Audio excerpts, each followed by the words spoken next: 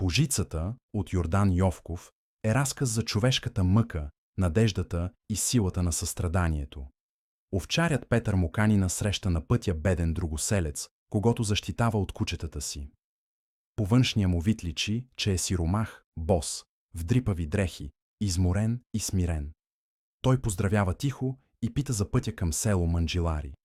Още в гласа и погледа му Моканина усеща, че този човек носи тежка болка.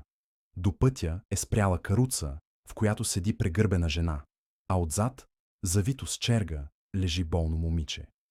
Другоселецът разказва, че това е дъщеря му Нонка, единственото им оцеляло дете, след като други техни деца са починали още малки. От известно време момичето е залиняло, без ясна причина, и въпреки посещенията при лекари, надеждата за излекуване се губи. Бащата споделя и за случка по време на жътвата. Нонка заспала на полето и се събудила с тежест на гърдите, видяла змия. Дали е било сън или истина, никой не знае, но от тогава болестта се задълбочава. Единствената надежда на семейството е слухът за бяла лястовичка, която се появила в Манджилари и лекувала болните, които я видят. Моканина поглежда към телеграфната жица, по която са накацали много лястовички, всички черни.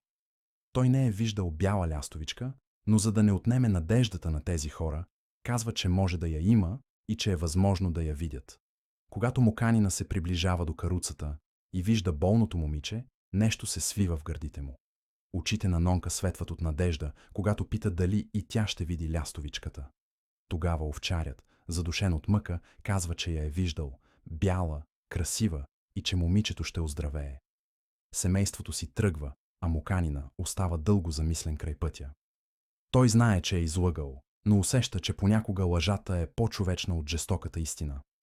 Разказът завършва с мисълта, че светът е пълен с болка, а надеждата често е единственото, което крепи човека. Ако този разказ е събудил у вас интерес и любопитство, най-хубавото, което можете да направите, е да вземете книгата и да прочетете произведението в оригинал.